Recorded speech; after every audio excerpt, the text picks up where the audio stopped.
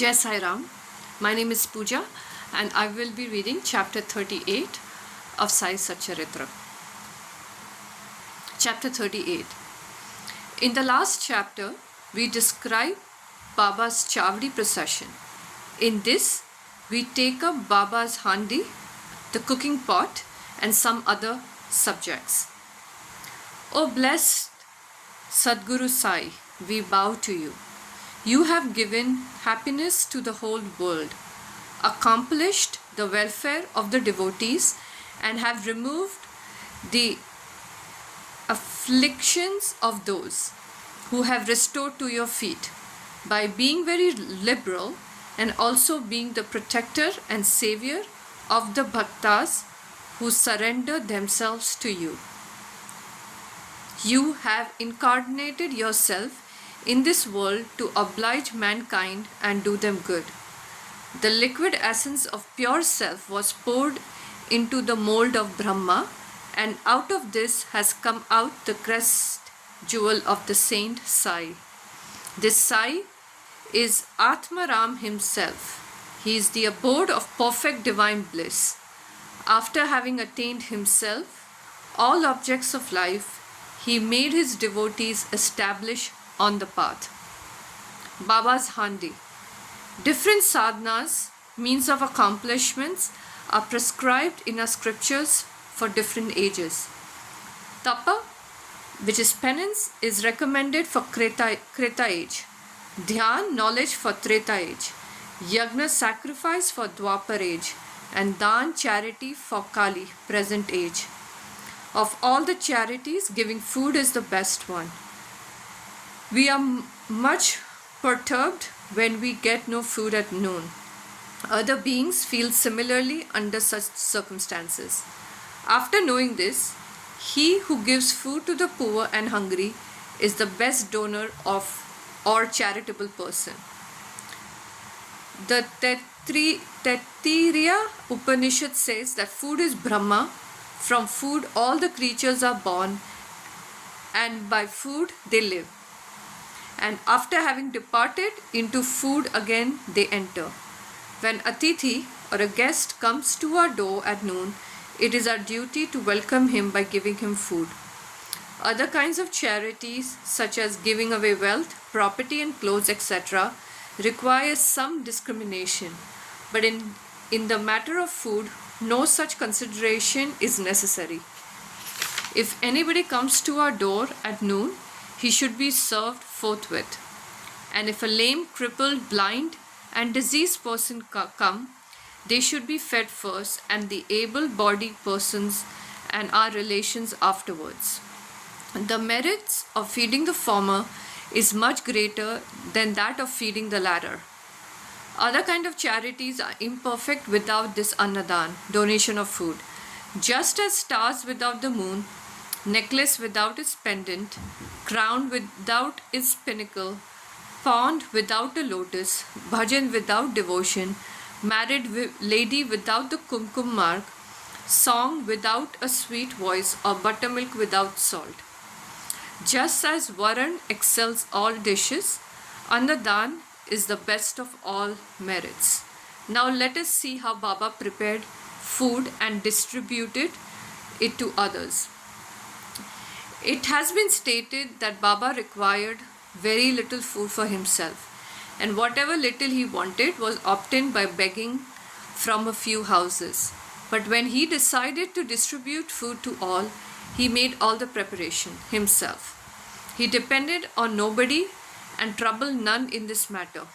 First he went to the bazaar and bought all the things, corn, flour, spices, etc., paying cash. He also did the grinding in the open courtyard of the masjid. He arranged a big hearth, and after lighting a fire, he kept a handi over it with a proper measure of water. There were two kinds of handis, one small and the other big. The former provided food for 50 persons and the latter for 100. Sometimes he cooked meethe chawal, and at other times biryani with meat. At times, in the boiling varan, he let in small balls of thick or flat bread of wheat flour. He grinded the spices on a stone slab and put the thin spices into the cooking pot. He took all the pains to make the dish very palatable. He prepared ambil by boiling jawari flour in water and later mixing to it buttermilk and then boiled both together. With the food, he distributed this ambil to all alike. To see whether the food was properly cooked or not, Baba rolled up the sleeve of his kafni and put his bare arm in the boiling cauldron without fear and churned and moved the whole mass from side to side, up and down.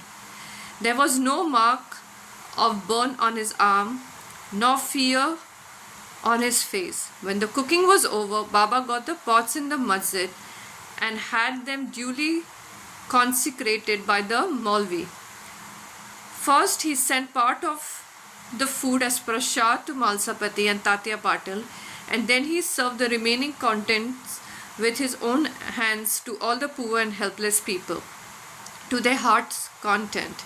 Really blessed and fortunate must be those people who got food prepared by Baba and served by him. Somebody may raise a point here and ask, did Baba distribute vegetarian and non-vegetarian food as prasad to all devotees? The answer is plain and simple. Those who were accustomed to non-vegetarian food were given non-vegetarian food from the handi as prasad, and those who were not so accustomed were given vegetarian meal.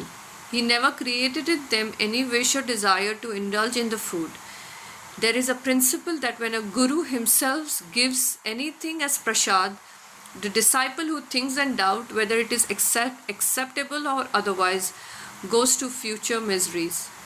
In order to see whether any disciple has imbibed this principle, Baba at times put them to test.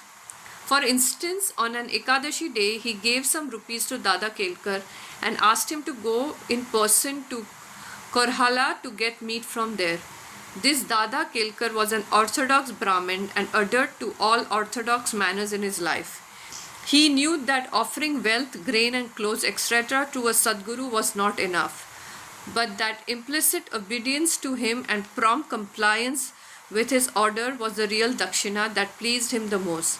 So Dada Kelkar dressed himself and started for the place.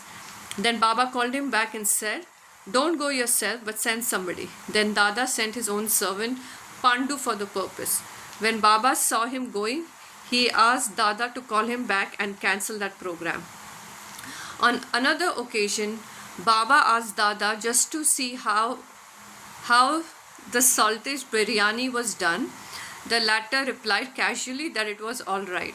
Then Baba said to him, "Neither have you seen it with your eyes, nor tasted with your tongue. Then how could you say that it was good? Just take the lid and see." While saying this, Baba caught his arm and thrust it into the pot and added, Take some out of this, leaving aside your orthodox ways, and taste a little." When a wave of real love rises in a mother's mind, she pinches the child, and when she begins to cry, she hugs him close to her bosom. Similarly, Baba, in a true motherly way, pinched Dada Kelkar in this way. Really, no saint or guru will ever force his orthodox disciple to eat food forbidden in his religion. The handi business went on for some time till 1910 and was stopped thereafter. As stated before, Das Ganu spread the fame of Baba by his kirtan far and wide in the Mumbai presidency, and people from that part of the country began to flock to Shirdi, which became very soon a place of pilgrimage. The devotees brought with them various articles for presentation and offered various dishes of food as nevedya. The quality of nevedya offered by them was so much, the quantity of nevedya offered by them was so much that the fakirs and paupers could feed themselves to their heart's content, leaving some surplus behind. Before stating how nevedya was distributed, we shall refer to Nana Chandorkar's story, showing Baba's regard for local shrines and deities. Nana's disrespect of a shrine. By drawing inferences or guessing in their own way, some people said that Baba was a Brahmin and some said he was a Muslim. In reality, he belonged to no caste. No one knew definitely when he was born and in what community and who his parents were. Then how could he be a Muslim or a Brahmin? If he was a Muslim, how could he keep a dhuni ever burning in a masjid? How can there be a Tulsi Vrindavan there? How could he allow the blowing of conches and ringing of bells? How could he allow all the different forms of Hindu worship there? Had he been a Muslim, could he have ear pierced, and could he have spent money from his own pockets for repairing Hindu temples? On the contrary, he never tolerated the slightest disrespect to shrines and deities. Once Nana Sahib came to Shirdi with his sadhu, husband of his wife's sister, Mr. Biniwale. When they went to masjid and sat before Baba, the latter got angry with Nana Sahib and said, "You have been so long in my company, then why do you behave like this?" Nana Sahib at first did not understand anything and humbly requested Baba to explain. Baba asked him, when did he come to Kopargaon and how he came to Shirdi. From there, Nana Sahib then at once realized his mistake. He usually worships the shrine of Datta on the banks of Godavari at Kopargaon on his way to Shirdi. But this time he dissuaded his relative, who was a Datta Bhakt, from going to the shrine in order to avoid delays, and drove straight. He confessed all this to Baba and told him that while bathing in the Godavari, a big thorn went into his foot and gave him much trouble. Baba said that was a slight punishment he met and warned him to be more careful in the future. Kala, hodgepodge. To revert to the distribution of Naivedya, after the Aarti was over and after Baba sent away the people with Udi and blessings, he went inside and sat behind a curtain with his back to Nimba for meals, with 2 rows of intimate devotees, one on each side. The bhaktas bought Naivedya containing a variety of foods such as puris, mande, polis, basundi, sanza, fine rice, etc., and kept waiting outside for prasad consecrated by Baba. All the food were mixed in a hodgepodge and placed before Baba. He offered it to God and consecrated it. Then the portion of the same were given to the persons waiting outside, and rest was served to the group of devotees inside with Baba at the center.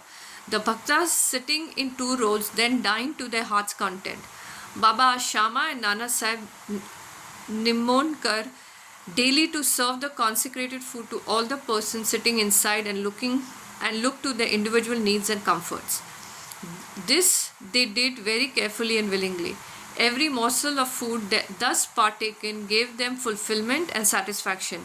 Such sweet, lovely and consecrated food it was, ever auspicious and ever holy. Cup of buttermilk.